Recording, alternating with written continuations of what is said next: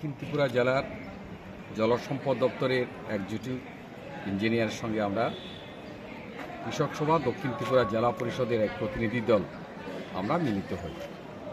তাতে এক্সিকিউটিভ সাহেব যেমন ছিলেন, তেমনি এই জেলার আরও 4টি মহকুমার অর্থাৎ এসডিওগণও উপস্থিত ছিলেন।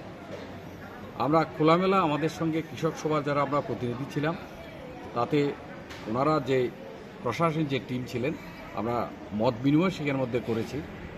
আমরা তাতে লক্ষ্য করেছি যে আমাদের জেলার মধ্যে এরকম 50-60টা বিভিন্ন স্কিম, এলআই ডাইভারশন স্কিম, এটা প্রায় অচল অবস্থায় আছে। এগুলিও আমরা তুলে ধরার চেষ্টা করেছি। ওনারা দিক থেকে কী কাজটা করছেন তাতে আমাদেরকে জানিয়েছেন।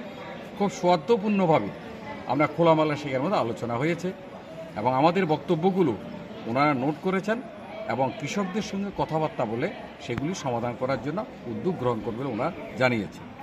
কিন্তু বিষয়টা হচ্ছে, আলোচনা করতে গিয়ে আমরা যা বুঝতে পেরেছি, আমাদের রাজ্যে কৃষি উৎপাদন বা আমাদের জেলা যে কৃষি উৎপাদন, কৃষিকে আরও বেশি যদি মানুষের উৎপাদন বাড়াতে হয়, তাহলে সেচ একটি অন্যতম। কিন্তু এই যে ত্রিস্তরীয় ব্যবস্থা যে চলছে আমাদের রাজ্যে বা আমাদের জেলায়, পঞ্চায়েত সমিতি, জেলা পরিষদ, এটার একটা গুরুত্বপূর্ণ শিকার মধ্যে তারা থাকেন এই ধান উৎপাদন, সেচের ব্যবস্থার সম্প্রসারণ।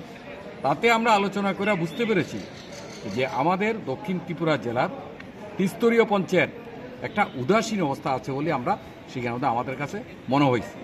তা আমরা আমাদের বলতে চাই যে আগামী দিনে এই সেচ ব্যবস্থাকে আরও বাড়ানো, দ্বিতীয় কথা হলো নতুন সেচ সম্প্রসারণ করা, তৃতীয় হলো যে সমস্ত জমিগুলো এখনো সেচের আওতার বাইরে আছে তাকে সেচের আওতায় নিয়ে আসার জন্য আমাদের পক্ষ থেকে আমরা তথ্যমূলক পয়েন্টটা কোন এলাকায় কোন ডাইভারশন স্কিম, কোথায় কি সমস্যা, আমরা সেখানের মধ্যে তথ্য দিয়ে মাননীয় আমাদের এক্সিকিউটিভ ইঞ্জিনিয়ার এসডিও সাহেবগণ বলে আমরা সেখানের মধ্যে দিয়েছি।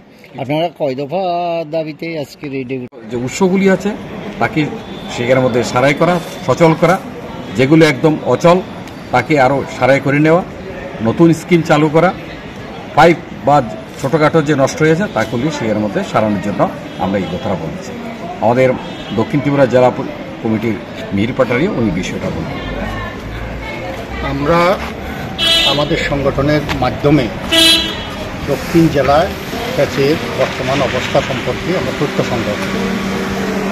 এই তথ্যের আলোকে যেই প্রকল্পগুলিতে ত্রুটি, দুর্বলতা, সমস্যা আছে সেগুলি নিরসনের জন্য আজকে এই ডেপুটেশনে তথ্যভিত্তিক আমরা এক্সিকিউটিভ ইঞ্জিনিয়ার এবং বিভিন্ন ডিভিশনের যে এসডিও সাহেব আছেন তাদের দৃষ্টিতে আমরা এই সমস্যাগুলি নিয়ে আসি। তাতে আমরা আবেদন করি যে অবিলম্বে বিভিন্ন প্রকল্পে যে ধরনের সমস্যাগুলি আছে, কোথাও পাইপলাইন, কোথাও ছাউনি ঝড়ে উড়িয়ে নিয়ে গেছে, কোথাও মোটর নষ্ট ইত্যাদি নানা ধরনের যে সমস্যাগুলি আছে সেগুলি সারাই করিয়া অবিলম্বে সেচ প্রকল্পগুলি কৃষকের যাতে কার্যকরী সাহায্য করতে পারে তার জন্য উদ্যোগ নেওয়া। প্রকল্প তৈরি করার জন্য আমরা দাবি করেছি। কয়েকটা বিষয়ে আমরা দাবি সেখানে নির্দিষ্টভাবে উল্লেখ করেছি। ওনারাও বলেছেন যে এইগুলি প্রপোজাল তৈরি করে ওনারা উপরে পাঠাবেন, যাতে ওই জায়গায় নতুন প্রকল্প তৈরির মাধ্যমে কৃষকদের সেচ সম্প্রসারণ করা সম্ভব হয়। আচ্ছা, আপনারা আজকে এই ডেপুটেশনে কতজন এসছেন, কে? আমরা 5 জনের প্রতিনিধি দল। আমাদের জেলা সম্পাদক মিহির পাটারি, আমাদের বিলোনিয়া মহকুমা কমিটির সহসভাপতি মানিক মহাজন, বিকাশ পাল, শান্তিরবাজার মহকুমা কমিটির সম্পাদক অসিত বৈদ্য, আমি বিলোনিয়া মহকুমা কমিটির সম্পাদক বাবুল দে। সারা ভারত কৃষক সভার দক্ষিণ জেলার বিলোনিয়া কমিটির পক্ষ থেকে আজ আমার নিকট 5 জনের এক প্রতিনিধি দল দেখা করতে এসেছেন।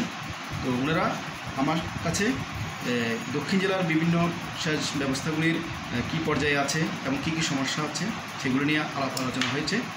দীর্ঘক্ষণ আলাপ আলোচনার পরে ওনারা আমার কাছে যে দাবিগুলি রেখেছেন তার মধ্যে সচল যেগুলি অচল আছে সেগুলিকে সচল করার জন্য উদ্যোগ নেওয়ার কথা বলেছেন এবং নতুন কী পরিকল্পনা আছে সেগুলিও আমার কাছে জানতে চেয়েছেন। তো আমি ওনাদেরকে আশ্বাস দিয়েছি আমাদের যে স্কিমগুলি অচল আছে সেগুলি আমরা আমাদের যে সাব ডিভিশন আছে সেই সাব ডিভিশনগুলির মাধ্যমে আমরা সেগুলি সচল করার জন্য উদ্যোগ নেব এবং পাশাপাশি আমরা নতুন বিভিন্ন পরিকল্পনাগুলি আমরা দপ্তরকে পাঠিয়েছি। সেগুলি যদি স্যাংশন আসে তাহলে আমরা সেগুলি কাজ করব এবং আমরা ওনাদেরকে বলেছি যে আমরা আমাদের দপ্তর প্রত্যেক মুহূর্তে সচেষ্ট কৃষকদের জল সরবরাহ দেওয়ার জন্য এবং আগামী দিনেও আমরা যাতে সুন্দরভাবে আমরা কৃষকদের জল সরবরাহ করতে পারি তার জন্য আমরা চেষ্টা করছি। ধন্যবাদ।